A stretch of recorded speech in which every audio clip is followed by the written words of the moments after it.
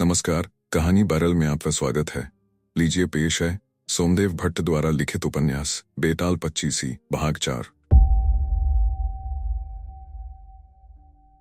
शशंपा वृक्ष के पास पहुंचकर विक्रमादित्य ने वृक्ष से बेताल को उतारा और पहले की तरह उसे कंधे पर डालकर मौन भाव से अपने गंतव्य की ओर चल पड़ा। रास्त में फिर मौन भंग करते हुए बेताल ने कहा, राजन, इस बार मैं तुम्हें एक और दिलचस्प कथा सुनाता हूं, पर शर्त वही रहेगी। राजा ने सहमति जताने पर बेताल ने इस बार यह कथा सुनाई। बहुत पहले हिमवान पर्वत पर कंचनपुर नाम का एक नगर था। उस नगर का स्वामी जीमूतकेतु नामक एक पराक्रमी राजा था। राजा के महल के उद्यान में उसके पूर्वजों द्वारा देवताओं से प्राप्त एक कल्प वृक्ष था, जो उसकी समस्त मनोकामनाएं पूर्ण करता था। उस देववृक्ष के कारण राजा को धन धान्य, ऐश्वर्य व वैभव की कोई कमी नहीं रहती थी। उस कल्प वृक्ष की कृपा से ही राजा को जीमूतवाहन नाम का एक पुत्र पैदा हुआ था, जो अब युवावस्था में प्रवेश कर चुका था। जीमूतवाहन बहुत दानी था। वह समस्त प्राणियों पर दया भाव रखता था एवं गुरुजनों की सेवा के लिए सदैव तत्पर रहता था। जीमूतवाहन क्योंकि बोधिसत्व के अंश से पैदा हुआ था, अतः उसे अपने पूर्वजन्म का वृत्तांत भी ज्ञात था। कुछ समय बाद जीमूतकेतु ने उसे अपना युवराज घोषित किया। प्रजा अपने युवराज को पाकर बहुत खुश हुई। एक दिन राजा के मंत्री ने आकर युवराज जीमूतवाहन से कहा, युवराज, यह धन धान्य, यह ऐश्वर्य सब कुछ कल्प वृक्ष के कारण ही है।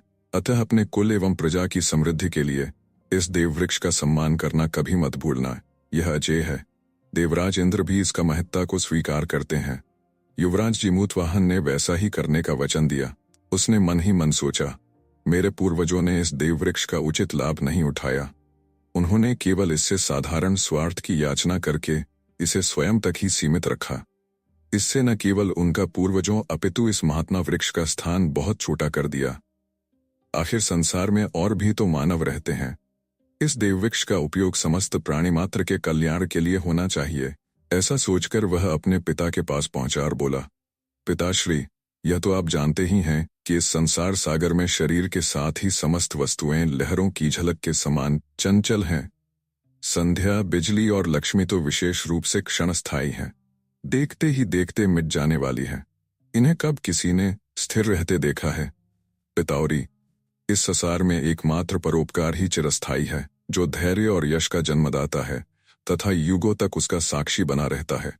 तब फिर ऐसे क्षणिक सुखों के लिए हमने ऐसे देवतुल्य परोपकारी कल्पवृक्ष को व्यर्थ ही क्यों रख छोड़ा है? जरा सोचिए पिताश्री, जिन हमारे पूर्वजों ने इसे मेरा है कहते हुए रख छोड़ा था, आज वे कद्य है, जबकि यह परोपकारी वृक्ष आज भी मौजूद है। तुम क्या कहना चाहते हो पुत्र? जीमूतवाहन की बात सुनकर उसके पिता ने भ्रमित होकर पूछा।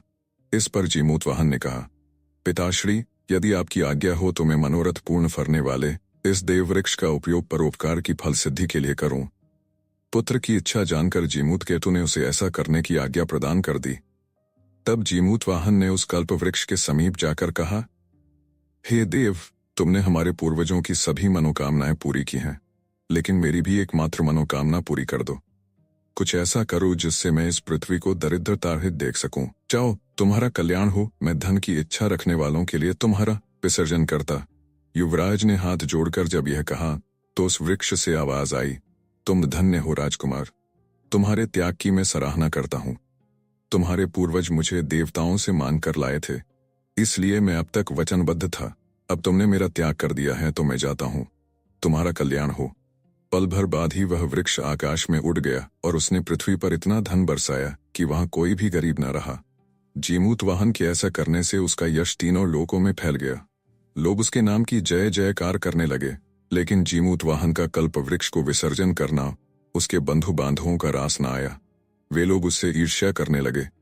उन्होंने एकत्र होकर सोचा कि विपत्तियों का नाश करने वाला कल्प वृक्ष तो अब उनके पास रहा नहीं, उसे तो जीमूतवाहन ने लोक कल्याण के लिए दे डाला, अतः अब कंचनपुर पर सहज ही अधिकार किया जा सकता है।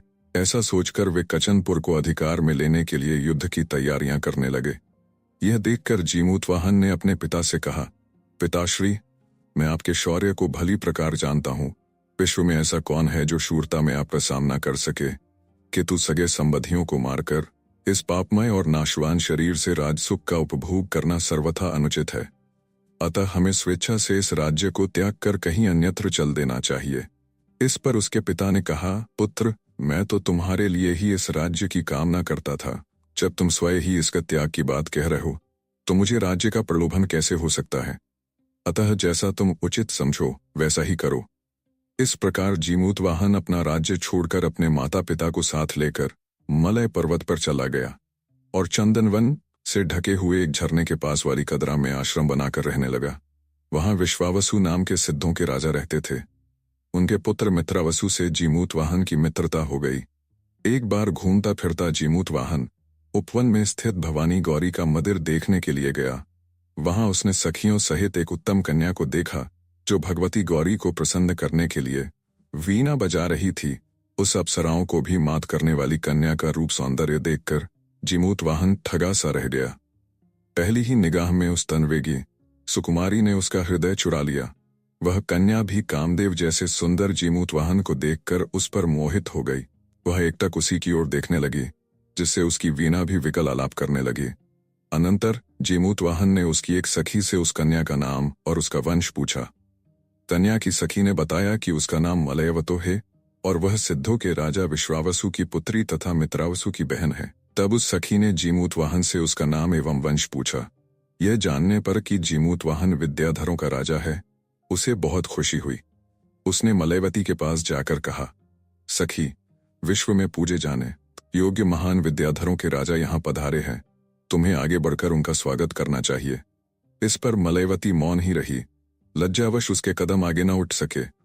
तब उस सखी ने जीमूतवाहन से कहा, मेरी यह सखी लजा रही है, अतः आप मुझसे ही यह सत्कार ग्रहण करें।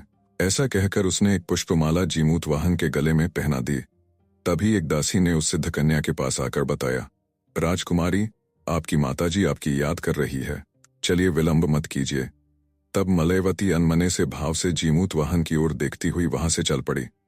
उसके कदमों से ऐसा लग रहा था जैसे जीमूतवाहन के पास से वह विवशता में ही जा रही हो। जीमूतवाहन भी अपने आश्रम में लौट आया। उसका भी मन मलयवती में रमा हुआ था।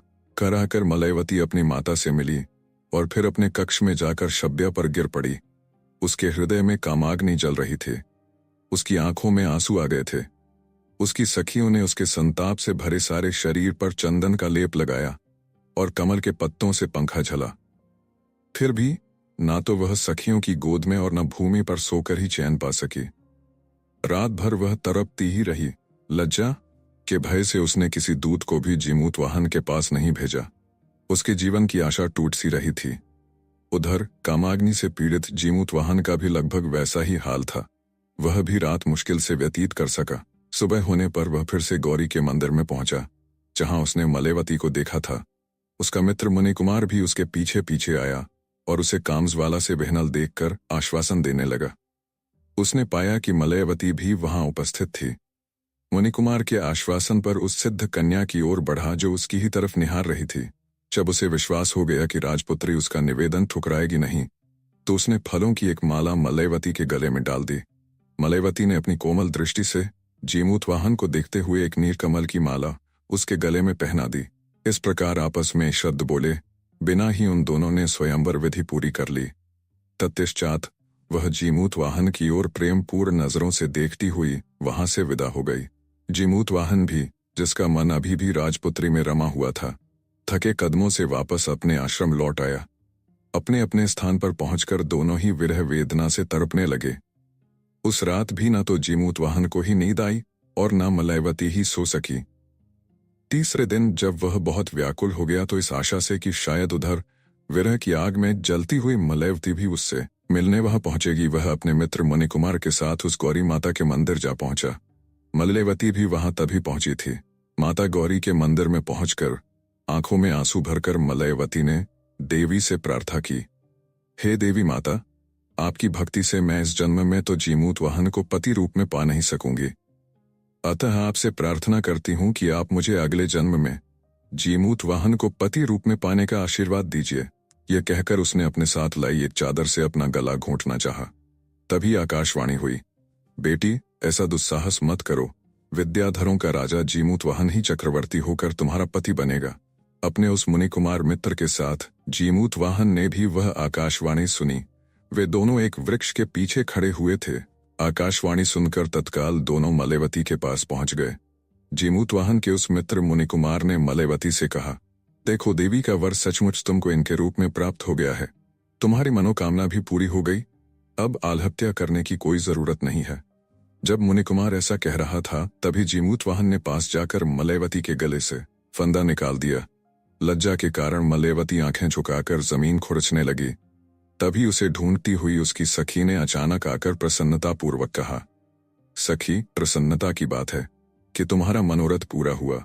मेरे सामने ही आज कुमार मित्रावसु ने तुम्हारे पिताश्री महाराज विश्वासु से यह कहा है कि पिताजी विद्याधरों के राजा के पुत्र संसार में सम्मानित और कल्पतरु का दान करने वाले जीमूतवाहन, जो अतिथि रूप में यहाँ उपस्थित हैं, अपनी मलेवती के लिए उनके जैसा कोई और वर नहीं है।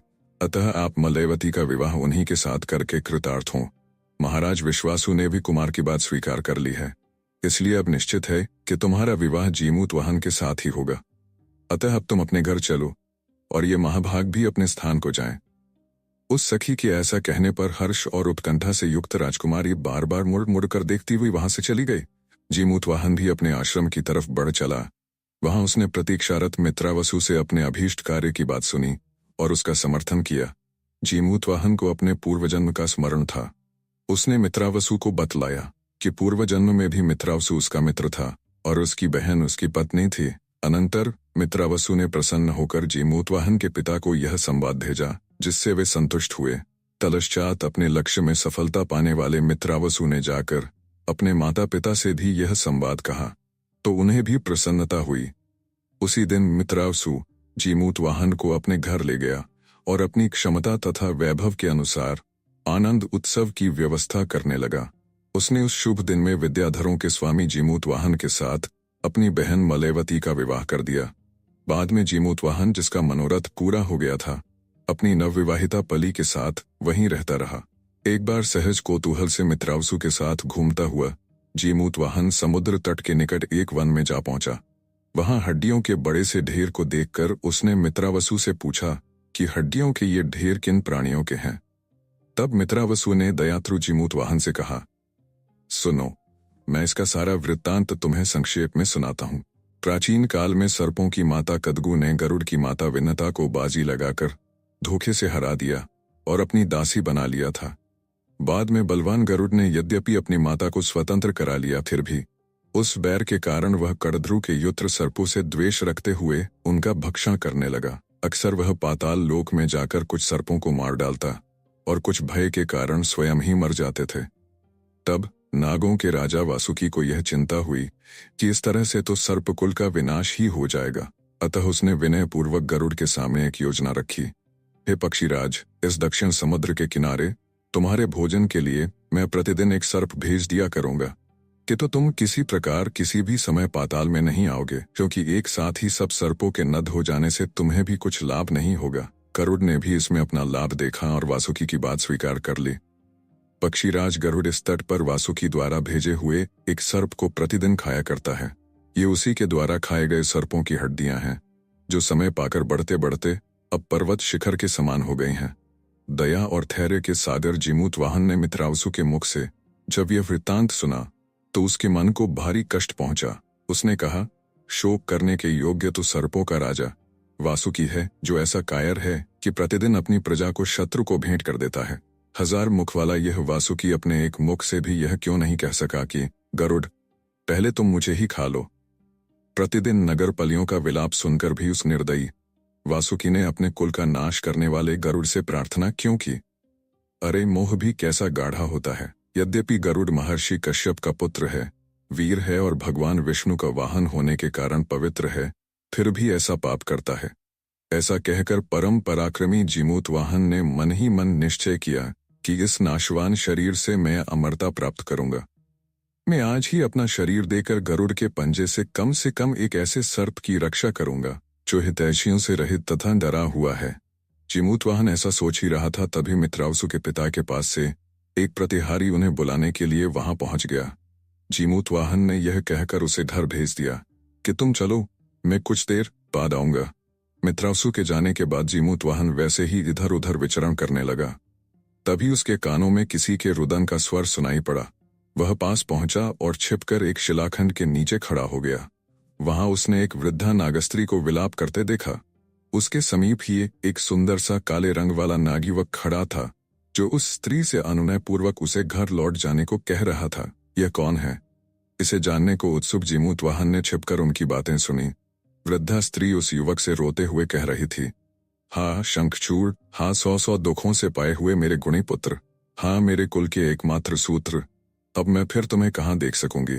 हाँ मेरे कुलदीपक, तुम्हारे बिना तुम्हारे वृद्ध पिता कैसे अपना बुढ़ापा काट सकेंगे।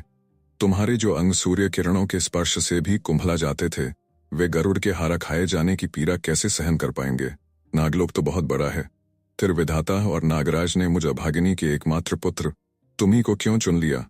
इस प्रकार रोती बिलखती हुई उस माँ से उसके युवा पुत्र ने कहा, मैं तो स्वयं ही बहुत दुखी हूं, तुम मुझे और दुखी क्यों कर रही हो।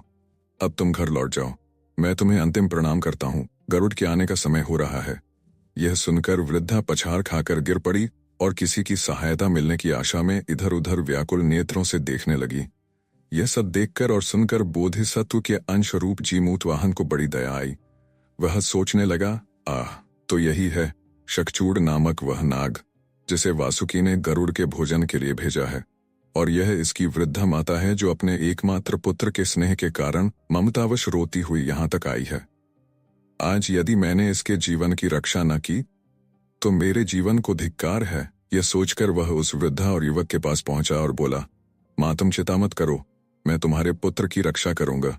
वृद्धा उसे देखकर भयभीत हो गई। उसने समझा कि वही गरुड़ है।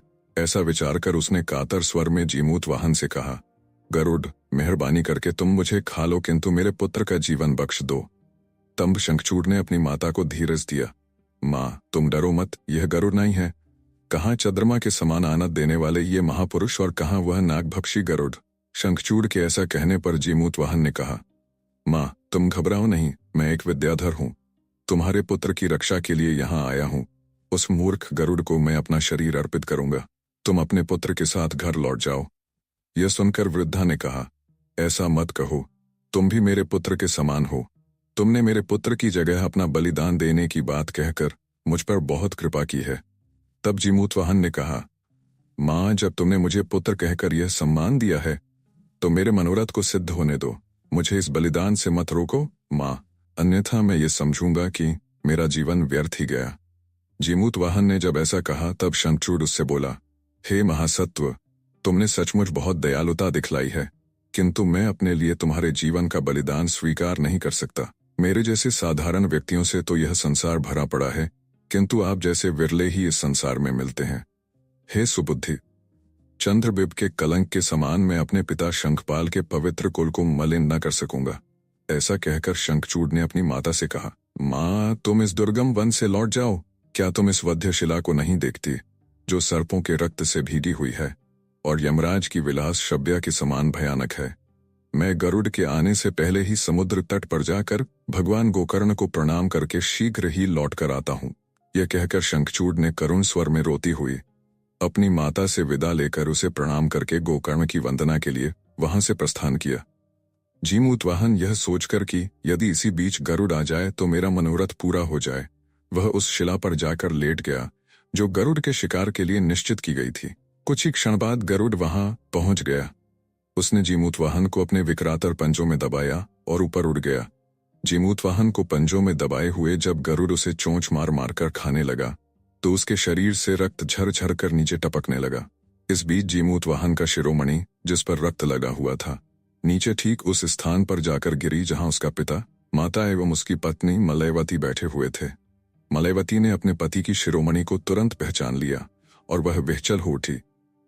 आंखों में आंसू भरकर उसने अपने सास ससुर को जब वह शिरोमणि दिखाई तो वे भी घबरा उठे।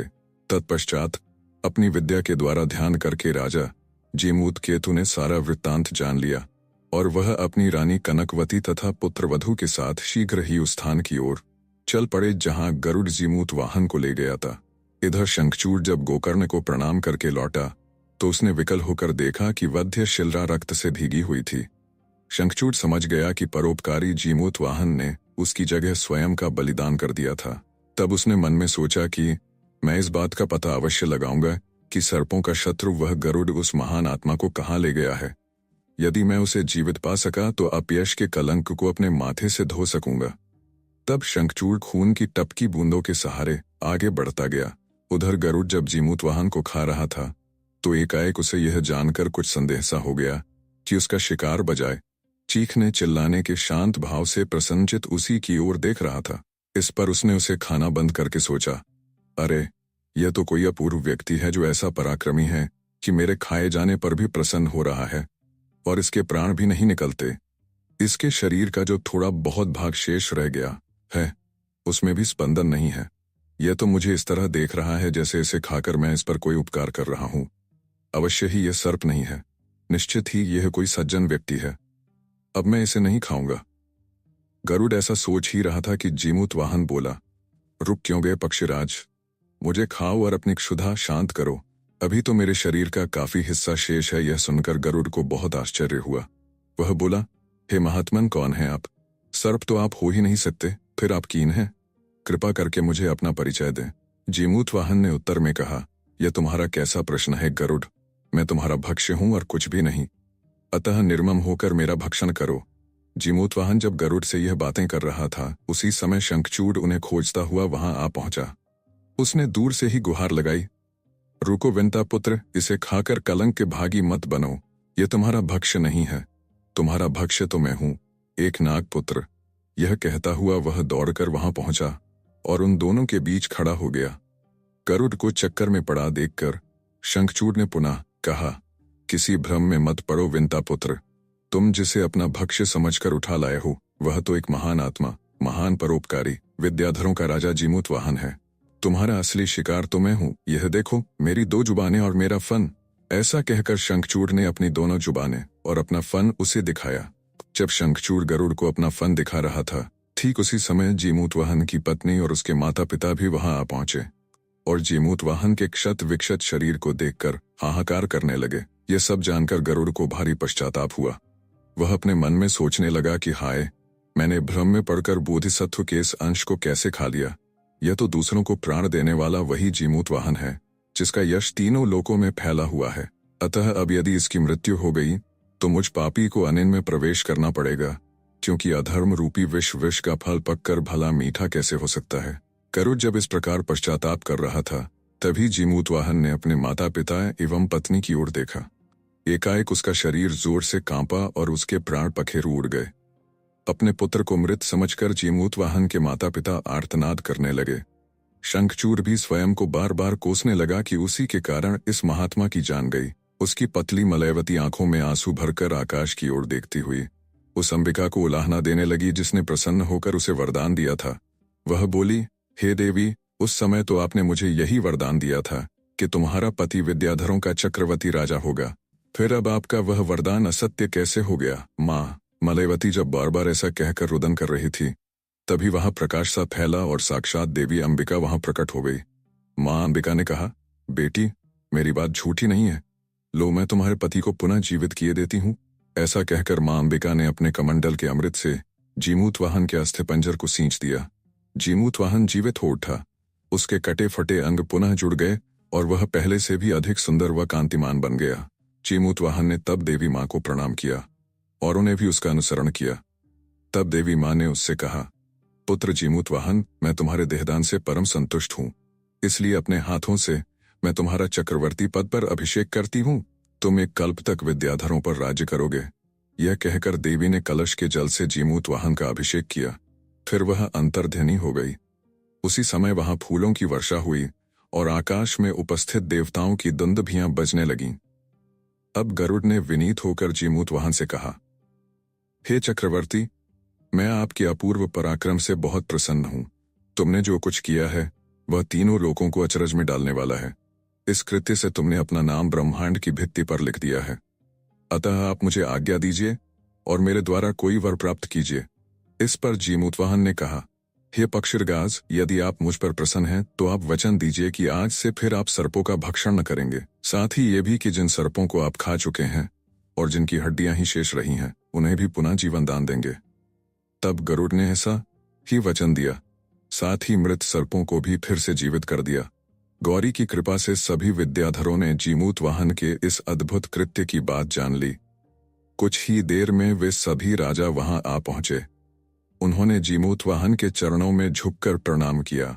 जीमूतवाहन ने जब गरुड़ को विदा कर दिया तब वे उसके संबंधियों और मित्रों सहित उसे हिमालय पर्वत पर ले गए, जहां पार्वती ने अपने हाथों अभिषेक करके उसे चक्रवर्ती का पद दिया।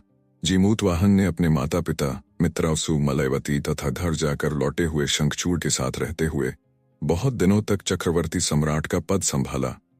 उसका साम्राज्य उन रलों से भरपूर था जिन्हें उसने अपने अलौकिक कार्यों द्वारा अद्भुत रूप से प्राप्त किया था। बेताल ने यह अत्यंत अद्भुत कथा सुनाकर राजा विक्रमादित्य से पूछा, राजन, अब तुम ये बताओ कि उन दोनों में अधिक पराक्रमी शंखचूड़ था या जीमूतवाहन? यदि तुम जानते हुए भी इस बात का उत्तर न दोगे तो तुम्हारा सिर खंड खंड हो जाएगा।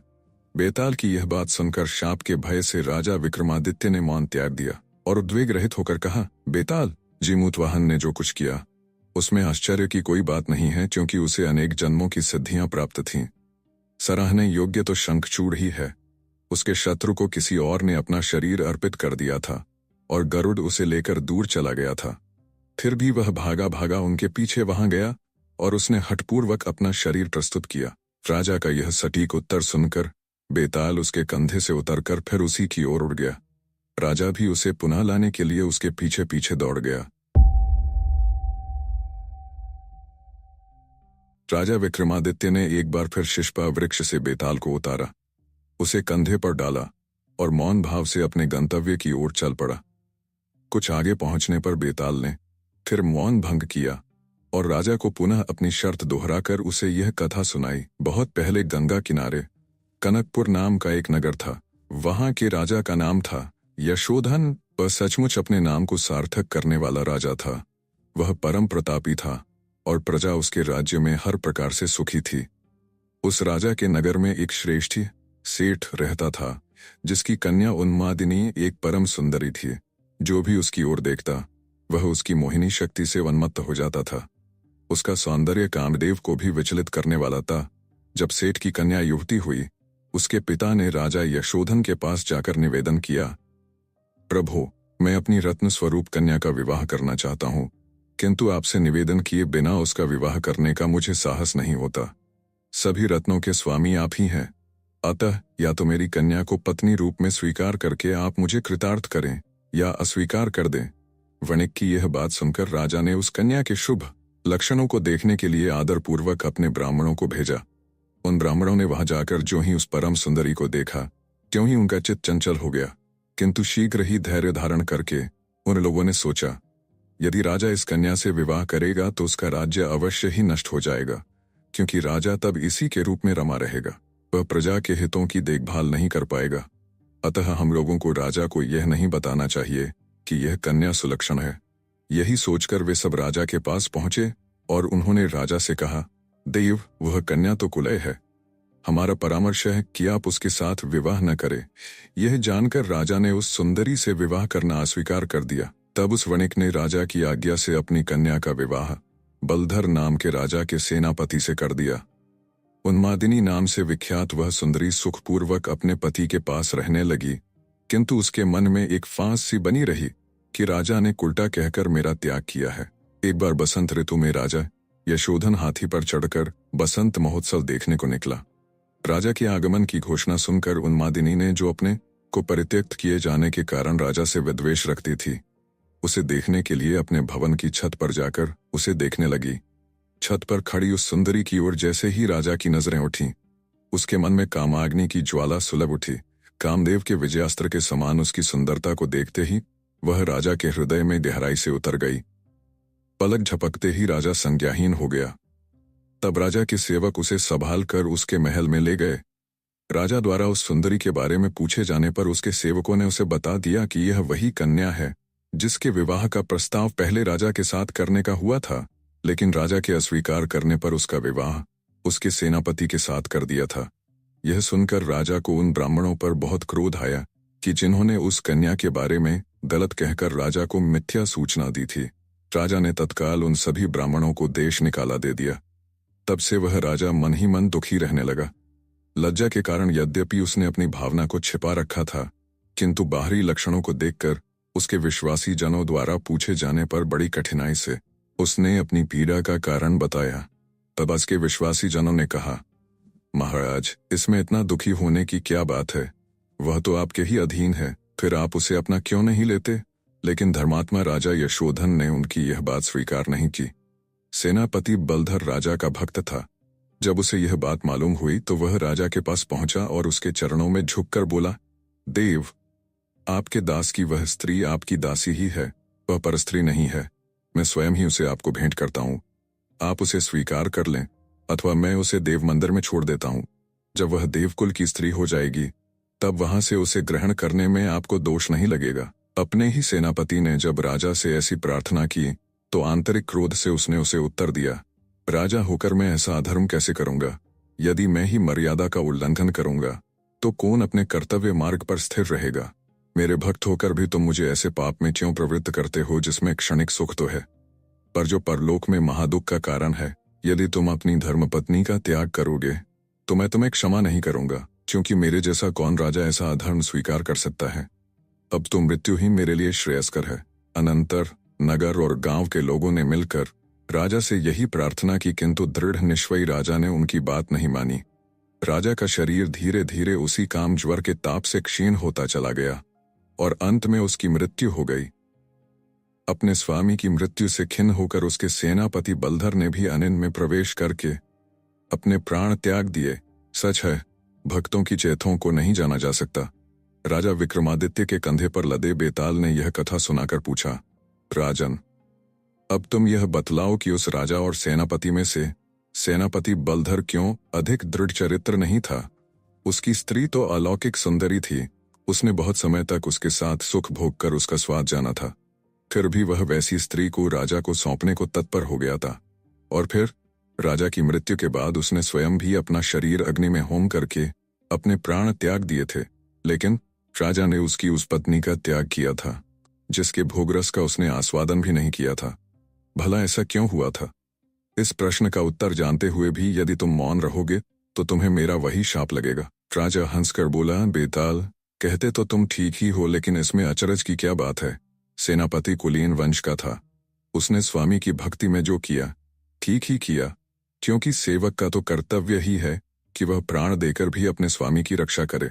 लेकिन राजा तो मदमत्त हाथी की तरह निरंकुश होते हैं। वे जब विषय लोलुप होते हैं तब धर्म और मर्यादाओं की सभी श्रृंखलाएं तोड़ देते हैं।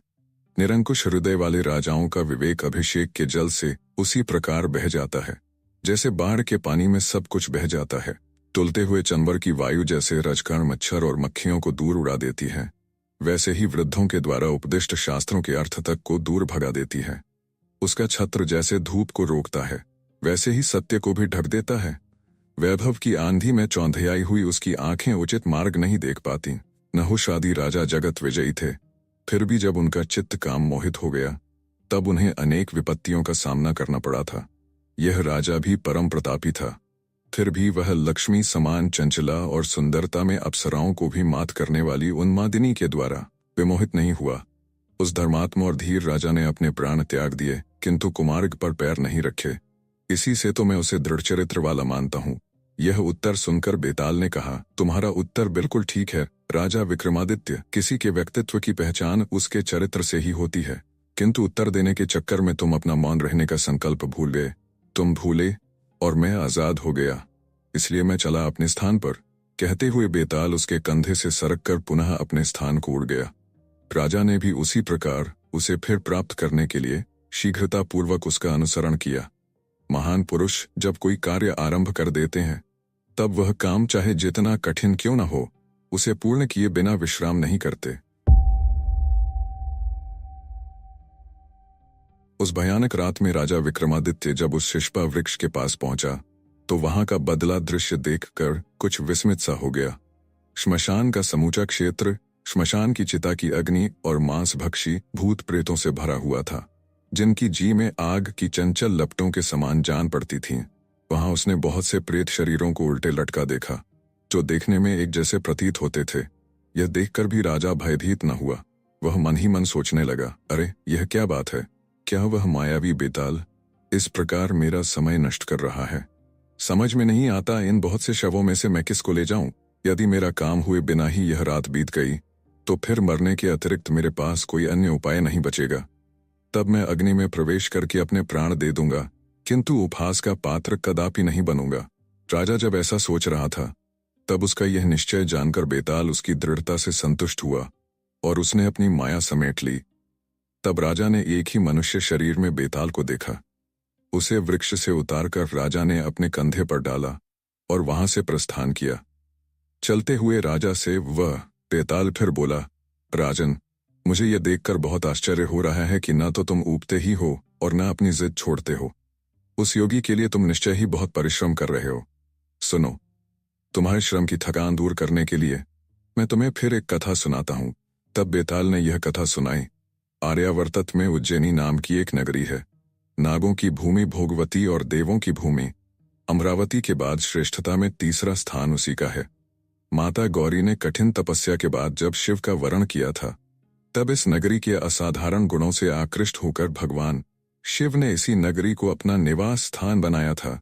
पुण्य की अधिकता से प्राप्त होने वाले अनेक प्रकार के सुख भोगों से वह नगरी भरी हुई है। उस नगरी में चंद्रप्रभ नाम का एक राजा राज करता था। उसका मंत्री एक ब्राह्मण था जिसका नाम था देवस्वामी। देवस्वामी बहुत धनवान था। उसने बहुत से यज्ञ भी किए थे। समय पाकर उसे चंद्रस्वामी नाम का एक पुत्र पैदा हुआ। यद्यपि उसने विद्याओं का अध्ययन किया था, फिर भी जवानी में उसे जुआ खेलने का व्यसन पैदा हो गया। एक बार चंद्रस्वामी जुआ खेलने के लिए किसी बड़े जुआ खाने में गया। वहां एक से बढ़कर एक जुआरी पहले से ही मौजूद थे। चंद्रस्वामी उनके साथ जुआ खेलने लगा। दुर्भाग्य से वह अपना सारा धन हार गया। स्थिति यहां तक पहुंच गई कि वह अपने वस्त्र तथा दूसरों से मांगा हुआ धन भी हार गया। मांगने पर जब वह उस रकम को नहीं चुका सका तो उस जुआ खाने के मालिक ने उसे डंडे से खूब पीटा। टड़े की चोट से चंद्रस्वामी का सारा शरीर घायल हो गया। कई दिन तक वह उसी जगह मुर्दे के समान घायल पड़ा रहा। यह देखकर उस जुआखाने के मालिक ने अपने जुआरियों से कहा, सुनो मित्रों, 3 दिन हो गए, यह तो आंखें ही नहीं खोल रहा, पत्थर के समान हो गया है। तुम इसे मार डालो और इसका शव किसी अधे कुएं में फेंकाओ। तुम लोगों को इसके लिए मैं उचित मुआवजा दे दूंगा। उसके ऐसा कहने पर दूसरे जुआरी चंद्रस्वामी को वहां से उठाकर ले गए और कुएं की खोज में दूर एक वन में जा पहुंचे। वहां एक बूढ़े जुआरी ने दूसरों से कहा, यह तो लगभग मर ही चुका है, फिर इसे कुएं में फेंकने से क्या लाभ। बेहतर है हम इसे यहीं छोड़ दें और उस वृद्धशाला जुआघर के मालिक से जाकर यह कह दें कि हम उसे कुएं में डाल आए हैं। सबने उसकी बात का समर्थन किया और वे चंद्रस्वामी को छोड़कर चले गए। चंद्रस्वामी को होश आया तो उसने स्वयं को एक निर्जन वन में पाया। वहां एक शिवालय बना हुआ था। तब वह लड़खड़ाता सा उठा और थके थके कदमों से उस मंदिर में चला गया। अंदर पहुंचकर जब उसकी हालत थोड़ी और सुधरी तो वह दुखी होकर सोचने लगा, कैसे दुख की बात कि मुझे उन जुआरियों ने धोखे से लूट लिया। मैं नंगा हूं, घायल हूं, धूल से मेरा शरीर भरा हुआ है। ऐसी हालत में मैं जाऊं भी तो कहां जाऊं। मेरे पिता, मेरे संबंधी और मेरे हितैषी मित्र मुझे देखकर क्या कहेंगे। इसलिए मैं अभी तो यहीं ठहरता हूं। रात को बाहर निकलकर देखूंगा कि भूख मिटाने के लिए खाने पीने का क्या उपाय कर सकता हूं। थका हुआ और वस्त्र रहित चंद्रस्वामी ऐसा सोच ही रहा था कि तभी सूर्यास्त हो गया। इसी बीच एक महाव्रती तपस्वी वहां आया। उसके समूचे शरीर में विभूति भभूत लगी हुई थी और जगा और शूल धारण करने के कारण वह दूसरे शिव के समान जान पड़ता था। उस तपस्वी ने जब चंद्रस्वामी से उसका परिचय पूछा तो चंद्रस्वामी ने उसे वह सारा वृत्तांत कर सुनाया जिसके कारण उसकी यह दुर्दशा हुई थी। यह सुनकर तपस्वी ने चंद्रस्वामी से दयापूर्वक कहा, तुम्हें घबराने की आवश्यकता नहीं है वत्स। तुम मेरे अतिथि हो, यह मेरा आश्रम है। उठो और पहले स्नान करो। तत्पश्चात मैं जो कुछ भिक्षा में मांग कर लाया हूं उसमें से कुछ हिस्सा तुम खा लो। उस व्रतधारी के ऐसा कहने पर चंद्रस्वामी ने उससे कहा, भगवन, मैं ब्राह्मण हूं, आपकी भीख में हिस्सा कैसे बांटकर खाऊंगा। यह सुनकर अतिथि का आदर करने वाला वह सिद्ध व्रतधारी अपनी मठी छोटी कुटिया में घुस गया। वहां उसने इष्ट सिद्धि देने वाली अपनी विद्या का स्मरण किया। याद करते ही विद्या प्रकट हुई और जब उसने पूछा कि मैं क्या करूं तो उस तपस्वी ने आज्ञा दी कि मेरे इस अतिथि का आतिथ्य सत्कार करो। विद्या ने कहा, ऐसा ही होगा। कहकर उसने एक स्वर्ण नगर उत्पन्न कर दिया जिसमें बगीचा भी था और सुंदर सुंदर स्त्रियां भी थीं। उस नगर से निकलकर सुंदरियां विस्मित चंद्रस्वामी के पास आई और बोली, भद्र उठो, स्नान भोजन करो और अपनी थकावट दूर करो। यह कहकर वे उसे अंदर ले गई। स्नान कराकर उन्होंने उसके शरीर पर अंगराग लगाया। उनके द्वारा दिए गए उत्तम वस्त्र पहनने के बाद वे उसे एक दूसरे सुंदर भवन में ले गई। उस भवन के अंदर उसने एक सर्वांग सुंदर युवती को देखा, जो उन सबकी प्रधान जान पड़ती थी और जिसे मानो विधाता ने बड़ी कुशलता से अपने हाथों स्वयं गढ़ा था। उसने उत्कंठापूर्वक चंद्रस्वामी को अपने आसन के आधे हिस्से पर बैठाया। फिर उसके साथ ही उसने दिव्य भोजन किया। भोजन के उपरांत चंद्रस्वामी ने स्वादिष्ट पके हुए फल और फिर तांबूल पान खाया। फिर उसके साथ नरम बिस्तर पर सोकर चरम सुख प्राप्त किया। सवेरे जब चंद्रस्वामी जागा तो वहां केवल उसे शिवालय ही दिखाई दिया।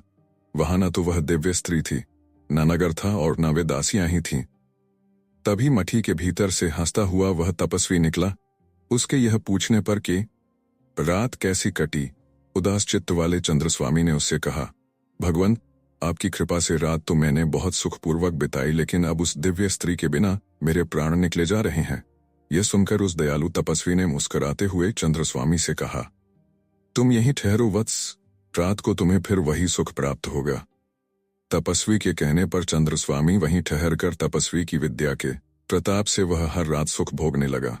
धीरे धीरे इस विद्या का प्रभाव जानकर देव प्रेरणा से एक दिन चंद्रस्वामी ने उस तपस्वी को प्रसन्न करके कहा, भगवान, मुझ शरणागत पर यदि सचमुच आपकी कृपा है तो मुझे यह विद्या सिखा दीजिए, जिसका ऐसा प्रभाव है।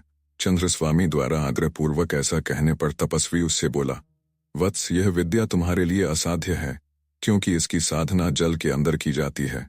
जो साधक वहां इसकी साधना करता है, उसको भरमाने के लिए कई माया जाल उत्पन्न होते हैं, जिसके कारण वह सिद्धि नहीं प्राप्त कर सकता। वहां उसे ऐसा भ्रम होता है कि उसका फिर से जन्म हुआ है। तब वह अपने को बालक, फिर युवक, फिर विवाहित मानता है और उसे जान पड़ता है जैसे उसके यहाँ पुत्र उत्पन्न हुआ हो। तब वह झूठे मोह में पड़ जाता है कि यह मेरा मित्र है और यह शत्रु। उसे न तो इस जन्म का स्मरण रहता है, न ही इसका कि उसकी क्रियाएं विद्या की साधना में लगी हुई हैं। जो लोग 24 वर्ष की आयु तक गुरु के द्वारा विद्या पढ़कर ज्ञान प्राप्त करते हैं, उन वीर पुरुषों को इस जन्म का स्मरण रहता है और वे जानते हैं कि यह सब माया का खिलवाड़ है, और विद्या की सिद्धि के बाद जल से निकलकर परम ज्ञान का दर्शन करते हैं। तपस्वी ने आगे बताया, जिस शिष्य को यह विद्या दी जाती है, उसे यदि यह सिद्धि नहीं मिलती तो अनुपयुक्त पात्र को शिक्षा देने के कारण उसके गुरु की भी विद्या नष्ट हो जाती है। मेरी सिद्धि से ही तुम्हें उसके सब फल प्राप्त हो रहे हैं, अतः इसके लिए तुम आग्रह क्यों कर रहे हो? कहीं ऐसा न हो कि इससे मेरी सिद्धि भी नष्ट हो जाए और जिसके द्वारा तुम ये सुख भोग प्राप्त कर रहे हो, तुम्हें उससे भी वंचित होना पड़े। तपस्वी के ऐसा कहने पर चंद्रस्वामी ने हठपूर्वक कहा, हे महात्मन, आप चिंता न करें, मैं सब कुछ सीख लूंगा। इसके बाद तपस्वी ने चंद्रस्वामी को विद्या सिखाना स्वीकार कर लिया। सज्जन पुरुष आश्रितों के अनुरोध पर भला क्या नहीं करते।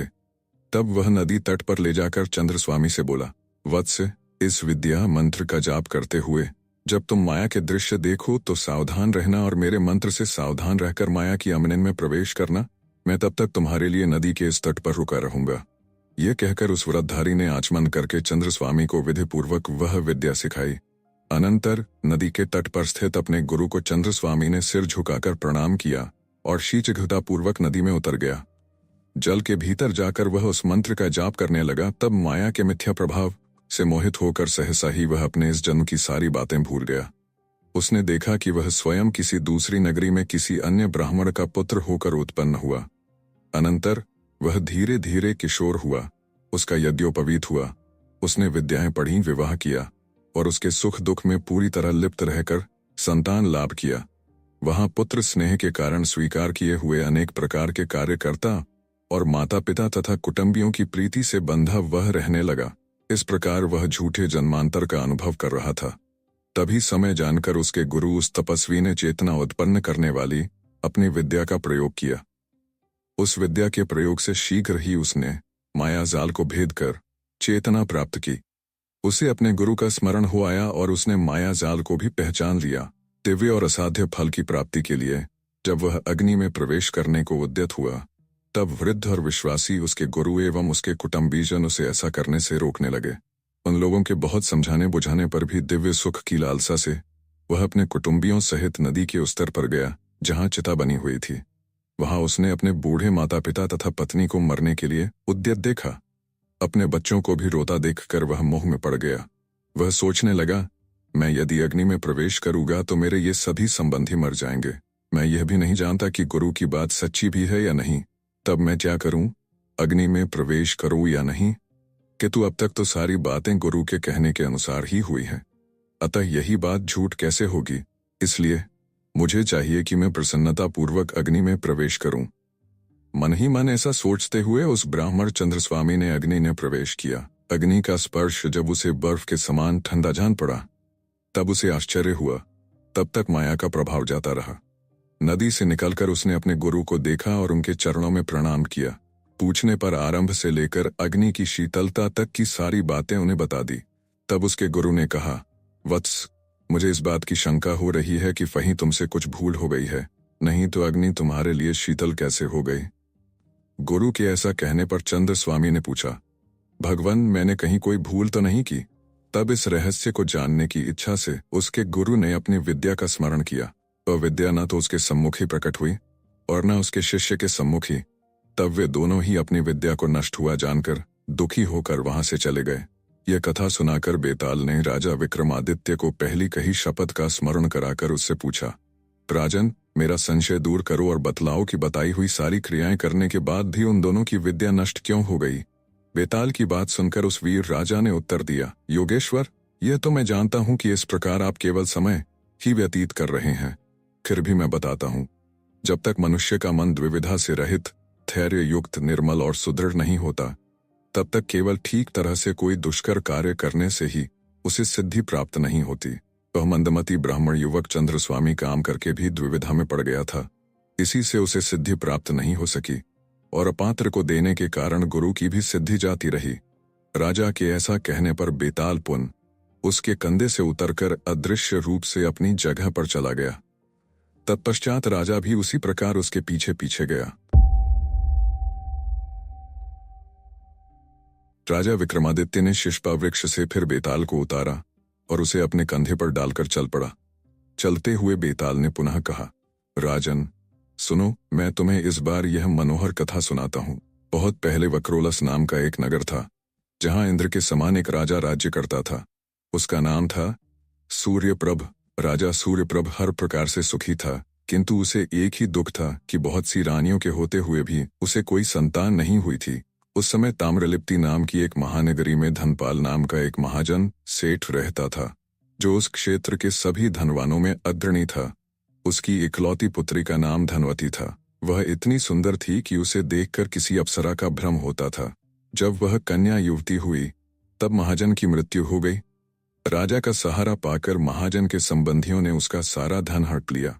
महाजन की पली हिरण्यवती किसी प्रकार अपने रत्नों एवं आभूषणों को छिपाकर अपनी पुत्री सहित अपने संबंधियों के डर से वहां से भाग निकली। उसके हृदय में दुख का अंधेरा घिरा हुआ था। अपनी पुत्री का हाथ थामे वह बड़ी कठिनाई से नगर से बाहर निकली। संयोगवश अंधकार में जाती हुई हिरण्यवती ने दिख न पाने के कारण सूली पर चढ़ाए गए एक चोर को अपने कंधे से धक्का दे दिया। वह चोर जीवित था। उसके कंधे के धक्के से वह तिलमिला उठा और कराहकर कह उठा, हाय, मेरे कटे हुए जख्मों पर कौन नमक छिड़क रहा है? इस पर उस महाजन की स्त्री ने क्षमायाचना करते हुए उस चोर से पूछा, श्रीमंत, आप कौन हैं? तब उस चोर ने उत्तर दिया, मैं एक कुख्यात चोर हूं। चोरी करने एक कारण मुझे सूली पर चढ़ाए जाने का दंड मिला है। लेकिन आर्या, आप बतलाएं कि आप कौन हैं और इस अंधकार में भटकती हुई कहाँ जा रही हैं? चोर के पूछने पर महाजन की पत्नी उसे अपना परिचय देने लगी। तभी चंद्रमा निकल आया और उसके प्रकाश में सारा क्षेत्र आलोकित हो गया। तब चोर ने देख लिया कि उस स्त्री के साथ चंद्रमा के मुख के समान एक कन्या भी वहां मौजूद थी। ये देखकर उसने उसकी माता से प्रार्थना की, आर्य, तुम मेरी एक प्रार्थना सुनो। मैं तुम्हें 1000 स्वर्ण मुद्राएं दूंगा। तुम अपनी कन्या मुझे दे दो। यह सुनकर धनवती की माता हंसी और चोर से पूछा, तुम तो मरने वाले हो। सूली पर टंगे हुए तुम्हें मरने में विलंब नहीं होगा, फिर क्यों मेरी कन्या का हाथ मांगना चाहते हो? इस पर उस चोर ने कहा, यह सत्य है कि मेरी आयु समाप्त हो गई है, पर मैं पुत्रहीन हूं। शास्त्रों में लिखा है कि पुत्रहीन व्यक्ति की सद्गति नहीं होती। अतः यह यदि मेरी आज्ञा से किसी और के द्वारा पुत्र पैदा करेगी तो वह मेरा क्षत्रिज पुत्र होगा। इसी से मैं तुमसे यह निवेदन करता हूं कि मेरा मनोरथ पूरा करो। चोर की बात सुनकर महाजन की पत्नी के मन में लोभ पैदा हो गया। उसने चोर की बात स्वीकार कर ली। तब वह महाजन की पत्नी कहीं से जल ले आई और यह कहकर उसने उस जल को चोर के हाथों पर डाल दिया कि मैं अपनी यह कुंवारी कन्या तुम्हें देती हूँ।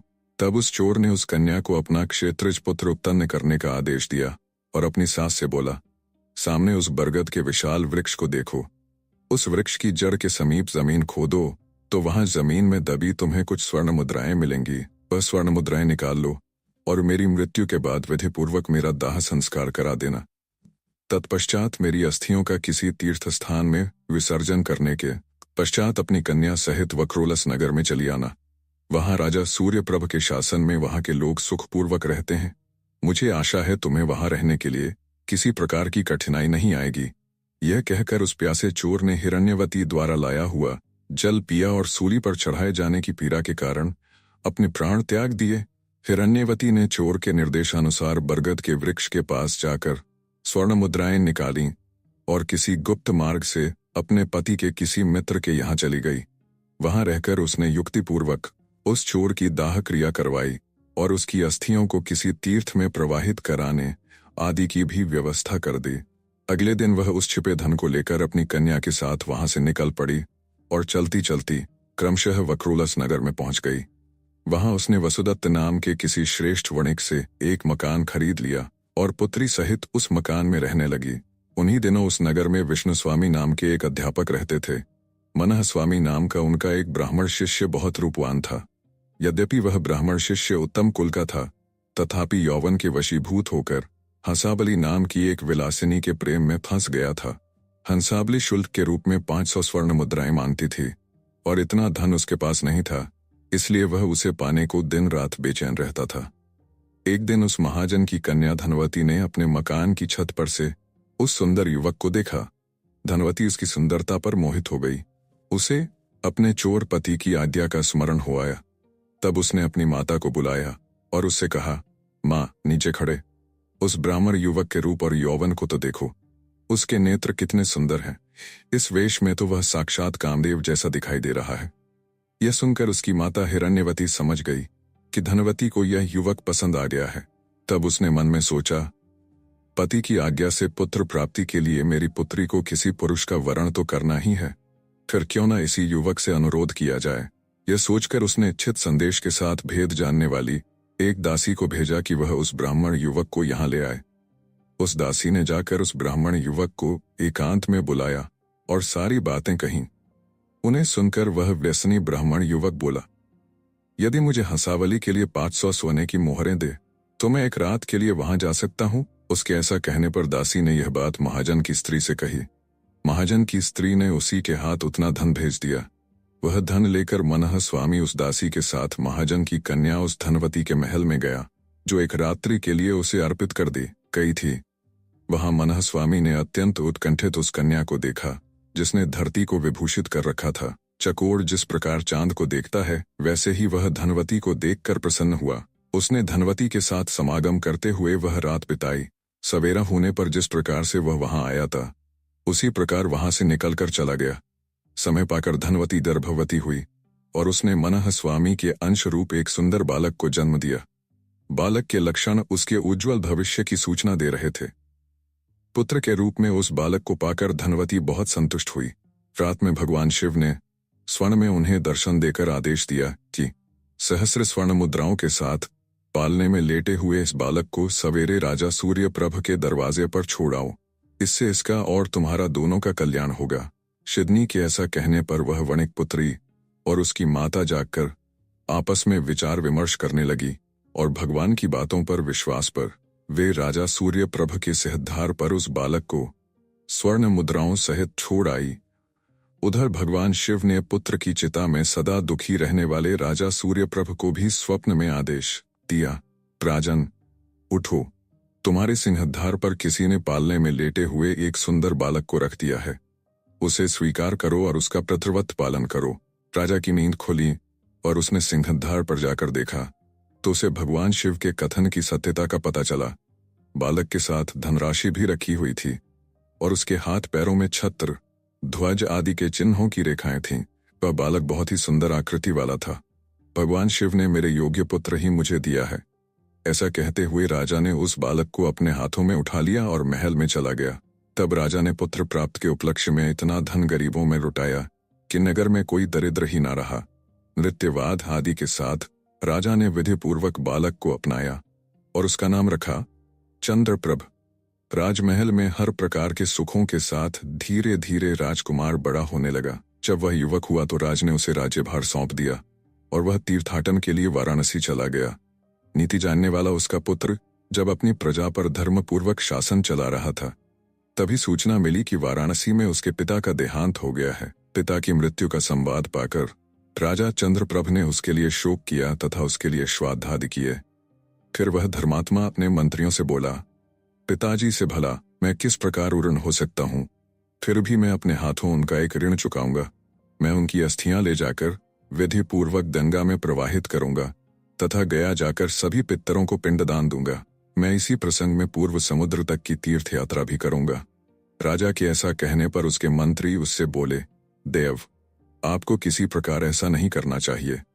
आप यदि राज्य को इस प्रकार आरक्षित छोड़कर चले गए तो पीछे से शत्रुओं को राज्य पर आक्रमण करते देर न लगेगी। अतः आप पिता के संबंध में यह कार्य किसी और के हाथों करा लें। एक राजा के लिए प्रजापालन के अतिरिक्त और कोई बड़ा धर्म नहीं है। अपने मंत्रियों की बात सुनकर राजा चंद्रप्रभ ने कहा, हम जो कुछ निश्चय कर चुके हैं वह अटल है। पिता के लिए मुझे तीर्थ यात्रा अवश्य करनी है।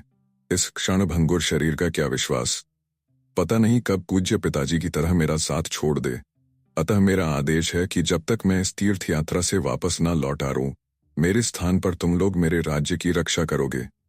राजा की यह आज्ञा सुनकर मंत्रीगण चुप ही रहे। तब वह राजा अपनी यात्रा की तैयारियां करने लगा। एक शुभ दिन स्नानादि करके उसने अग्निहोत्र की विधि संपन्न की और ब्राह्मणों का पूजन किया। फिर शांत वेश धारण करके जुते हुए रथ में बैठकर उसने नगर से प्रस्थान किया। जो सामंत, राजपुत्र, नगरवासी तथा ग्रामीण राजा को छोड़ने सीमांत तक आए थे, उनकी इच्छा न होने पर भी राजा चंद्रप्रभ ने बड़ी कठिनता से उन्हें समझा बुझाकर वापस लौटा दिया और मंत्रियों को राज्य शासन का भार सौंपकर वाहनों पर आरूढ़ ब्राह्मणों तथा पुरोहितों के साथ वे आगे बढ़े। विचित्र प्रकार के वेशों और भाषाओं को देख सुनकर प्रसन्न होते तथा अनेक प्रकार के देशों को देखते हुए वे सब क्रमशः गंगा तट पर जा पहुंचे। राजा ने उस गंगा नदी के देखा जिसमें जल कल्लोल से बनने वाली लहरियां प्राणियों के स्वग्रहण के लिए बनाई जा रही सीढ़ियों के समान जा पड़ती थीं। राजा ने रथ से उतरकर विधिपूर्वक पतित पावनी गंगा में स्नान किया और राजा सूर्यप्रभ की अस्थियां उसमें प्रवाहित की। दान देकर और श्राद्धादि संपन्न करके वह फिर रथ पर सवार होकर चल पड़ा और क्रमशः ऋषियों से वंदित प्रयाग में जा पहुंचा। राजा ने वहां उपवास रखकर स्नान, दान, श्राद्ध आदि सभी उत्तम क्रियाएं संपन्न की और उसके बाद वाराणसी गया। वाराणसी में 3 दिन रुककर विधिपूर्वक सभी धार्मिक क्रियाएं संपन्न करके राजा गयाशिर नामक स्थान पर पहुंचा। वहां राजा ने पर्याप्त दक्षिणा के साथ विधिपूर्वक श्राद्ध किया और फिर धर्मारण्य चला गया। गयाकूप में जब वह पिंड देने लगा तो उस पिंड को लेने के लिए उस कुएं के भीतर से मनुष्य के 3 हाथ ऊपर निकले। यह देखकर राजा घबरा गया कि यह क्या बात है। उसने अपने ब्राह्मणों से पूछा, इनमें से किस हाथ में मैं पिंड दूं? तब उन ब्राह्मणों ने राजा से कहा, राजन, इनमें से एक हाथ तो निश्चित ही किसी चोर का है, क्योंकि लोहे की हथकड़ी पड़ी रहने का निशान उसकी कलाई में स्पष्ट दृष्टिगोचर हो रहा है। दूसरा हाथ किसी ब्राह्मण का है, क्योंकि उसमें पवित्री पड़ी हुई है। तीसरा उत्तम हाथ लक्षणों वाले किसी राजा का है, क्योंकि उसकी उंगलियों में बहुमूल्य रलों से जड़ी कई अंगूठियां पड़ी हैं। अतः हम लोग ये समझ पाने में असमर्थ हैं कि आपको पिंडदान इन तीनों हाथों में से किस हाथ में दिलाएं। ब्राह्मणों के ऐसा कहने पर राजा अनिश्चय में घिर गया और कोई फैसला न कर सका।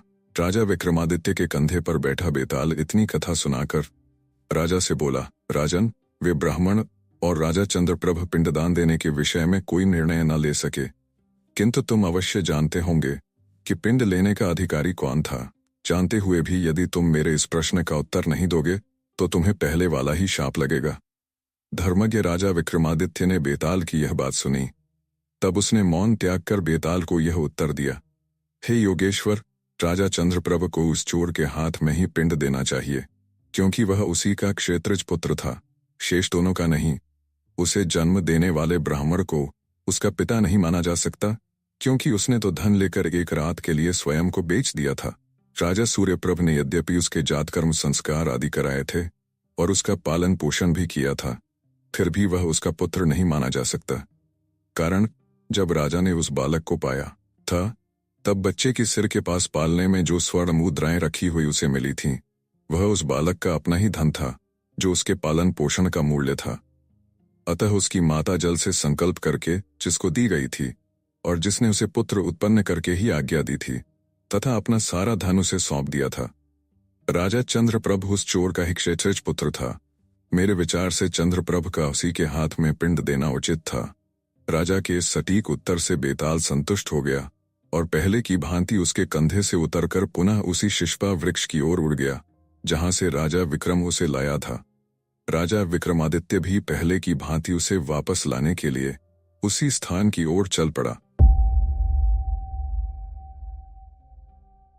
राजा विक्रमादित्य ने शिंशपा वृक्ष के नीचे जाकर पुनः बेताल को अपने कंधे पर उठाया और अपने गंतव्य की ओर चल पड़ा।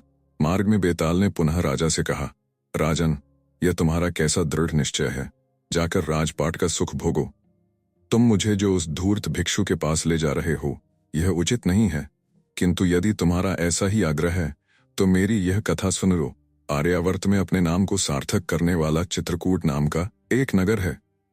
वहां के लोग वर्ण व्यवस्था की सीमा का उल्लंघन नहीं करते, अर्थात सभी वर्णों के लोग अपनी मर्यादा के भीतर रहते हुए ही अपने अपने कार्य करते हैं। उस नगर में चंद्रावलोक नाम का एक राजा राज्य करता था। वह राजा बहुत धीर वीर, गंभीर एवं एक महान योद्धा था। उसकी शूरवीरता की कीर्ति दूर दूर तक फैली हुई थी। लेकिन जैसा कि कहा गया है, हर व्यक्ति को अपनी समस्त इच्छित वस्तुएं कभी नहीं मिल पाती। इसी प्रकार समस्त संपत्तियों के होते हुए भी वह राजा चंद्रावलोक इस बात से बहुत दुखी रहता था कि उसे अपनी पसंद के अनुसार पत्नी नहीं मिली थी। एक दिन वह अपने मन का उद्वेग मिटाने के लिए घोड़े पर सवार होकर अपने अनुचरों के साथ वन में शिकार खेलने गया। वहां उसने कई दुर्दांत हिंसक पशुओं का शिकार किया। एक सिंह का शिकार करने की इच्छा से वह अकेला ही उस विकट वन में घुस गया। वहां उसने एक हृष्ट-पुष्ट एवं कद्दावर सिंह को देखा तो लगा जैसे उसका लक्ष्य उसे मिल गया हो। उसने सिंह की ओर कई अचूक तीर छोड़े, उनमें से एक तीर सिंह को जा लगा और वह घबराकर घने जंगल की ओर भाग चला गया। राजा ने भी अपने घोड़े की एड़ लगाई ताकि वह जल्दी से उस सिंह के पास पहुंचकर उसका वध कर सके, किंतु एड़ कुछ ज्यादा ही लग गई। उसका घोड़ा राजा के पांव की एड़ एवं चाबुक की फटकार सुनकर बेहद उत्तेजित हो उठा। सम और विषम भूमि का ध्यान छोड़कर वह वायु वेग जैसी तीव्रता से दौड़ता हुआ राजा को वहां से 10 योजन दूर एक दूसरे प्रदेश में ले आया। वहां पहुंचकर जब घोड़ा रुका तब राजा को दिशा भ्रम हो गया। वह किसी प्रकार घोड़े से उतरा और सही दिशा पाने के लिए इधर उधर भटकने लगा। तभी उसकी निगाह अपने से कुछ आगे एक विशाल सरोवर पर पड़ी। उस सरोवर में कमल खिले हुए थे और भांति भांति के जलचर उसमें तैरते दिखाई दे रहे थे। सरोवर के किनारे पहुंचकर राजा ने अपने घोड़े की जीन खोल दी। पहले उसने घोड़े को पानी पिलाया और खुला छोड़ दिया ताकि वहां उगी हरी भरी दूब खाकर वह अपना पेट भर सके। फिर स्वयं स्नान करके जल पिया। थकावट दूर होने पर वह उस रमणीक स्थान में इधर उधर नजर डालने लगा। तभी उसकी निगाह एक अशोक वृक्ष के नीचे अपनी सखी के साथ बैठी एक मुनि कन्या पर पड़ी। वह फूलों के गहने एवं वल्कल वस्त्र पहने हुए थी। प्राकृतिक श्रृंगार करने से वह बहुत मनोरम प्रतीत हो रही थी। राजा उसके रूप को देखकर मोहित हो गया। उसने मन में सोचा, अरे कौन है यह? क्या यह कोई दूसरी सावित्री है जो सरोवर में स्नान करने आई हुई है, या शिव की गोद में छूटी पार्वती है जो फिर भगवान शिव को पाने के लिए तपस्या करने आई है, अथवा यह दिन में अस्त हुए चंद्रमा की कांति है जिसने व्रत धारण कर रखा है, तो मैं धीरे धीरे इसके पास जाकर वरदान प्राप्त करूं। ऐसा सोचकर वह राजा उस कन्या के पास पहुंचा। उस कन्या ने भी जब राजा को अपने निकट आते देखा तो उसकी आंखों में चमक आ गई। फूलों की माला गूंथते उसके हाथ सहसा ही रुक गए। वह सोचने लगी, ऐसे विकट वन में आने वाला यह पुरुष कौन है? कोई विद्याधर है या कोई सिद्ध? इसका रूप तो मेरी आंखों को चकाचौंध किए दे रहा है। मन ही मन ऐसा सोचकर लज्जा के कारण तिरछी नजरों से देखती हुई वह उठ खड़ी हुई। यद्यपि उसके पांव जकड़ से गए थे, तथापि वह जाने को उच्चत हुई। तब चतुर और विनम्र राजा उसके पास पहुंचा और बोला, सुंदरी, जो व्यक्ति दूर से आया है, जिसे तुमने पहली बार देखा है और जो तुम्हारा दर्शन मात्र चाहता है, उसके स्वागत सत्कार का तुम आश्रम वासियों का यह कैसा ढंग है कि तुम उससे दूर भागी जा रही हो? राजा के ऐसा कहने पर उस कन्या की सखी ने, जो राजा के समान ही चतुर थी, राजा को वहां बिठाया और उसका आतिथ्य सत्कार किया। उत्सुक राजा ने विनम्र स्वर में पूछा, भट्टे, तुम्हारी सखी ने किस पुण्यवान वश को अलंकृत किया है? इसके नाम के वे कौन से अक्षर हैं जो कानों में अमृत उड़ेलते हैं और इस निर्जन वन में पुष्प फे समान कोमल अपने शरीर को तपस्वियों जैसी चर्या से क्यों कष्ट दे रही हैं? राजा की यह बातें सुनकर उसकी सखी ने उत्तर दिया, श्रीमंत, यह महर्षि कण्व की पुत्री इंदिवर प्रभा है। यह आश्रम में ही पाली पोसी गई है। इसकी माता स्वर्ग की अप्सरा मेनका है। पिता की आज्ञा से यह इस सरोवर पर स्नान करने के लिए आई है। इसके पिता का आश्रम यहाँ से अधिक दूर नहीं है। राजा यह बातें सुनकर बहुत प्रसन्न हुआ और घोड़े पर सवार होकर उस कन्या का हाथ मानने के लिए कण्व ऋषि के आश्रम में पहुंचा। वहां पहुंचकर राजा ने मुनि के चरणों की वंदना की। मुनि ने भी उसका यथोचित स्वागत सत्कार किया। उसे विश्राम करने के लिए उचित स्थान दिया। जब राजा विश्राम कर चुका तो मुनि ने उससे कहा, वत्स चंद्रावलोक, तुम मेरी एक बात ध्यानपूर्वक सुनो। इस संसार में प्राणियों को मृत्यु से जैसा भय है उसे तुम भली भांति जानते हो, फिर भी तुम अकारण ही इन बेचारे मृगों की हत्या क्यों करते हो? विधाता ने क्षत्रियों का निर्माण तो दुष्जनों से सज्जनों की रक्षा हेतु ही किया है, अतः तुम धर्मपूर्वक राज सुख का भोग करो। हे राजन, तुम स्वयं ही सोचो कि निर्बल निरीह पशुओं का वध करने से आखिर लाभ ही क्या है? हे राजा चंद्रावलोक, क्या तुमने राजा पांडु का वृत्तांत नहीं सुना, जिन्हें इसी शौक के कारण शापवश अपने प्राण त्यागने पड़े थे? इसीलिए मैं तुम्हें समझ रहा हूं कि मृगया, आखेट के बहाने पर निरीह पशुओं का शिकार करना तुरंत बंद कर दो। मुनि के बार बार ऐसा समझाने का राजा के मन पर भारी प्रभाव पड़ा। उसने मुनि से कहा, है मुनि श्रेष्ठ, आज से पहले किसी ने मुझे इस प्रकार समझाने की चेष्टा नहीं की थी, इसीलिए अज्ञानवश मैं ऐसा करता रहा। कि तुम्हें वचन देता हूं कि आज के बाद फिर कभी मृगया करने का विचार मन में नहीं लाऊंगा। आज के बाद मेरी ओर से सभी वन प्राणी अभय हैं। यह सुनकर मुनि ने कहा, राजन, तुमने वन प्राणियों को अभयदान दिया, इससे मैं बहुत संतुष्ट हुआ हूं, अतः तुम मुझसे कोई इच्छित वर मांगो। मुनि के ऐसा कहने पर समय को जानने वाले राजा चंद्रावतोक ने कहा, हे मुनिवर, यदि आप मुझ पर प्रसन्न हैं तो आप अपनी कन्या इंदिवर प्रभा को मुझे दे दे। राजा के इस प्रकार याचना करने पर मुनि ने अपनी वह कन्या राजा को दे दी, जिसका जन्म एक अप्सरा की कोख से हुआ था और जो सिर्फ राजा के ही योग्य थी। अनंतर उसके साथ विवाह करके राजा वहां से चलने को तैयार हुआ। आश्रम के समस्त मुनि कुमार आंखों में अश्रु लिए उन्हें आश्रम की सीमा तक पहुंचा आए। जब राजा ने मुनि कण्व और उनके शिष्यों से विदा ली तब सूर्यास्त होने को ही था।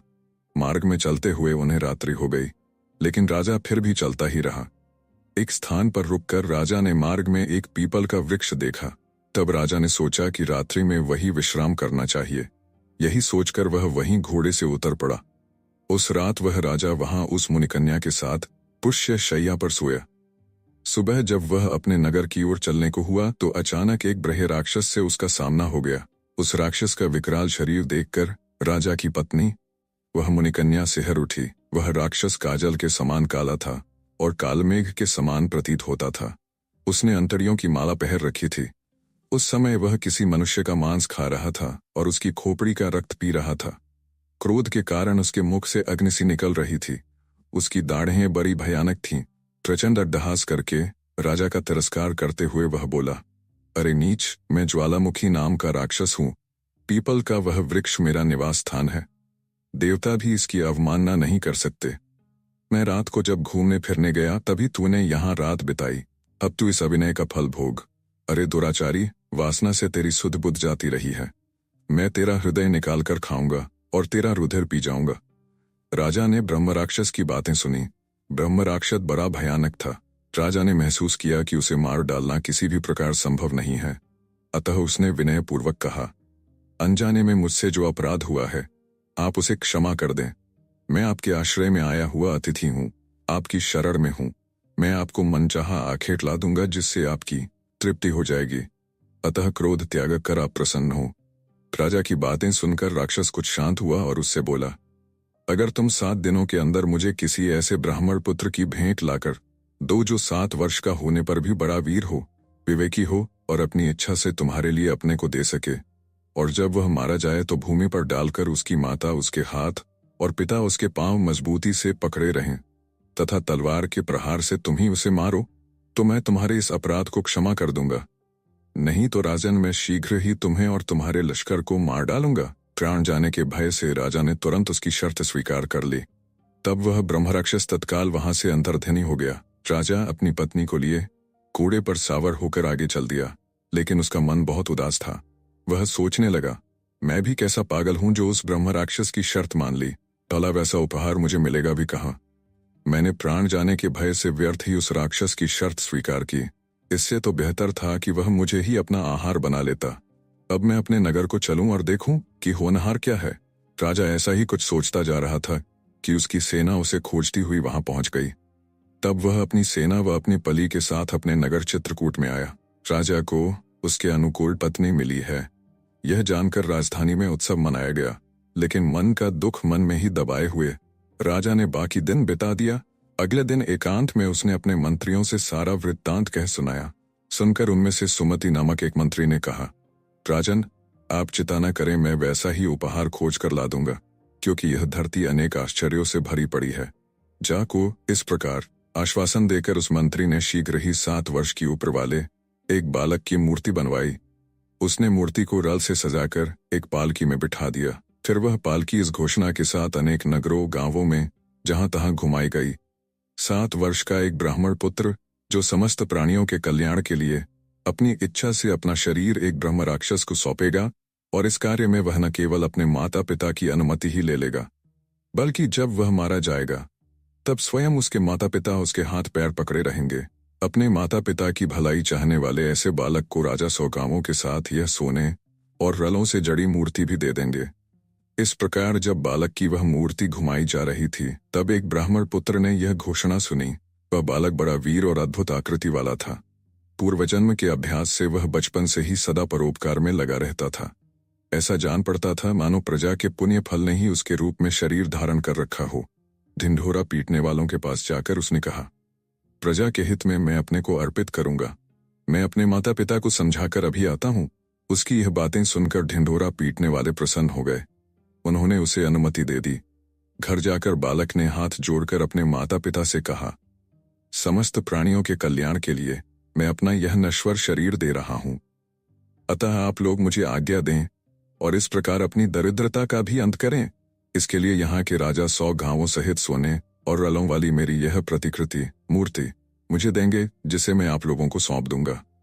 हे पिताश्री, तब मैं आप लोगों से भी उक्रण हो जाऊंगा और पराया कार्य भी सिद्ध कर सकूंगा। दरिद्रता से छुटकारा पाकर आप भी अनेक पुत्र प्राप्त कर सकेंगे। पुत्र की यह बातें सुनकर उसके माता पिता ने कहा, बेटा, क्या तू पागल हो गया है जो ऐसी बहकी बहकी बातें कह रहा है? भला धन के लिए कौन अपने पुत्र की हत्या करना चाहेगा और कौन बालक अपना शरीर देना चाहेगा? माता पिता की यह बातें सुनकर उस बालक ने फिर कहा, पिताश्री, न तो मेरी बुद्धि नष्ट हुई है और न ही मैं कोई प्रताप कर रहा हूं। अतः आप मेरी अर्थयुक्त बातें सुनिए। मानव का यह शरीर अपवित्र वस्तुओं से भरा है। जन्म से ही यह जुगुपित व्याधियों का घर है, अतः शीघ्र ही इसे नष्ट हो जाना है। इसलिए बुद्धिमान लोगों का कहना है कि इस क्षण भंगुर शरीर से संसार में जितना भी पुण्य उपार्जित किया जा सके वही सार वस्तु है। हे पिताश्री, समस्त प्राणियों का उपकार करने से बड़ा और कौन सा पुण्य हो सकता है? और उसमें भी अगर माता पिता की भक्ति हो तो देह धारण करने का अधिक फल और क्या होगा? इस तरह की बातें कहकर उस दृढ़ प्रतिज्ञ बालक ने शोक करते हुए अपने माता पिता से अपनी मनचाही बात स्वीकार करा ली। फिर वह राजा के सेवकों के पास गया और वह सुवर्ण मूर्ति तथा उसके साथ 100 गांवों का दान पत्र लाकर अपने माता पिता को दे दिया। इसके पश्चात उन राजसेवकों को आगे करके अपने माता पिता के साथ वह शीघ्रता पूर्वक राजा के साथ चित्रकूट की ओर चल पड़ा। चित्रकूट में जब राजा चंद्रावलोक ने अखंडित तेज वाले उस बालक को देखा, तब वह बड़ा प्रसन्न हुआ। उसने फूलों और चंदन के लेप से बालक को सजाया और उसे हाथी की पीठ पर बैठाकर उसके माता पिता के साथ उस ब्रह्मराक्षस के स्थान पर ले गया। उस पीपल के वृक्ष के निकट बेदी बनाकर राजा के पुरोहित ने विधि पूर्वक जैसे ही अग्नि में आहुति डाली, त्यों ही अट्टहास करता हुआ, मंत्र पढ़ता हुआ वह ब्रह्मराक्षस प्रकट हुआ। लाल रंग की मदिरा पीने के कारण उन्मत्त होकर वह झूम रहा था, जम्हाइयां ले रहा था और तेजी से सांसें छोड़ रहा था। उसकी आंखें जल रही थीं, मुख से ज्वाला निकल रही थी और उसके शरीर की छाया से दिशाओं में अंधकार सा फैला प्रतीत होने लगा था। राजा चंद्रावलोक ने उसे देखकर नम्रतापूर्वक कहा, भगवान, आज मेरी प्रतिज्ञा का 7वां दिन है। अपने वचन के अनुसार मैं यह मानव उपहार आपके लिए लाया हूँ, अतः आप प्रसन्न होकर विधिपूर्वक उसे ग्रहण करें। राजा के इस प्रकार निवेदन करने पर ब्रह्मराक्षस ने अपनी जीभ से होठों के किनारों को चाटते हुए उस ब्राह्मण ने बालक की ओर देखा। यह देखकर भी वह बालक तनिक भी नहीं डरा, बल्कि यही सोचने लगा कि इस प्रकार अपने शरीर का दान करके मैंने जो पुण्य अर्जित किया है, उससे मुझे ऐसा स्वर्ग अथवा मोक्ष नहीं मिलना चाहिए जिससे दूसरों का उपकार न होता हो, बल्कि जन्म जन्मांतर में मेरा यह शरीर परोपकार के काम में ही आए। ज्यों ही उसने मन में यह बातें सोची, त्यों ही क्षण भर में फूल बरसाते हुए देव समूह के विमानों से आकाश भर गया। अनंतर उस बालक को ब्रह्म राक्षस के सम्मुख लाया गया। माँ ने उसके हाथ पकड़े और पिता ने पैर। इसके बाद ज्यों ही राजा तलवार उठाकर उसे मारने चला, त्यों ही उस बालक ने ऐसा अट्टहास किया कि ब्रह्म राक्षस सहित सब लोग विस्मय में पड़ गए। अपना अपना काम छोड़कर हाथ जोड़कर वे उस बालक का मुंह देखने लगे। इस प्रकार यह विचित्र और सरस कथा सुनाकर बेताल ने फिर राजा विक्रमादित्य से पूछा, राजन, अब तुम मेरे इस प्रश्न का उत्तर दो कि प्राणांत के ऐसे समय में भी वह बालक क्यों हंसा था। मुझे इस बात का बहुत कौतूहल है। जानते हुए भी यदि तुम इसका कारण नहीं बताओगे तो तुम्हारा सिर अनेक टुकड़ों में खंड खंड होकर बिखर जाएगा। बेताल की यह बात सुनकर राजा ने कुछ इस प्रकार उसका निराकरण किया। हे बेताल, जो प्राणी दुर्बल होता है वह भय के उपस्थित होने पर अपने प्राणों की रक्षा के लिए अपने माता पिता को पुकारता है। उनके न होने पर राजा को पुकारता है, क्योंकि आर्तजनों की रक्षा के लिए ही तो राजा बनाए जाते हैं। यदि उसे राजा का भी सहारा नहीं मिलता तो फिर वह अपने कुलदेवता का स्मरण करता है। उस बालक के तो सभी सहायक वहां उपस्थित थे, लेकिन वे सब के सब प्रतिकूल हो गए थे। माता पिता ने धन के लोभ में उस बालक के हाथ पैर पकड़ रखे थे। राजा अपने प्राणों की रक्षा के लिए स्वयं उसका वध करने को उच्चत था, और वहां देवता के रूप में जो ब्रह्मराक्षस था वही उसका भक्षक था, जो शरीर नाशवान है, जिसका अंत कड़वा है तथा जो अधिकाधिक जर्जर है। उसके लिए भी उन मूढ़मति वाले लोगों की ऐसी विडंबना देखकर उसे आश्चर्य हुआ। जिन शरीरों में ब्रह्मा, विष्णु, इंद्र और शंकर का निवास होता है वे भी अवश्य नत हो जाते हैं, और उसी शरीर को स्थिर बनाए रखने की इन सब में कैसी विचित्र वासना है। वह बालक उन लोगों की देह ममता की यह विचित्रता देखकर अचरज में पड़ गया और अपनी अभिलाषा को पूर्ण जानकर प्रसन्न हुआ, और इसी आश्चर्य व प्रसन्नता से वह हंस पड़ा था। राजा विक्रमादित्य जब ऐसा कहकर चुप हो गए, तब वह बेताल अपनी माया के बल से विक्रमादित्य के कंधे से गायब होकर फिर अपनी जगह पर जा पहुंचा। राजा भी बिना आगा पीछा देखे शीघ्रतापूर्वक पुनः उसके पीछे पीछे चल पड़ा। बड़े लोगों का हृदय समुद्र के समान होता है, उसे किसी भी तरह से क्षुब्ध नहीं किया जा सकता। आप सुन रहे थे कहानी बैरल से सोमदेव भट्ट द्वारा लिखित उपन्यास बेताल पचीसी भाग 4। वीडियो पसंद आया तो इसे लाइक करिए और चैनल को भी सब्सक्राइब कीजिए। धन्यवाद।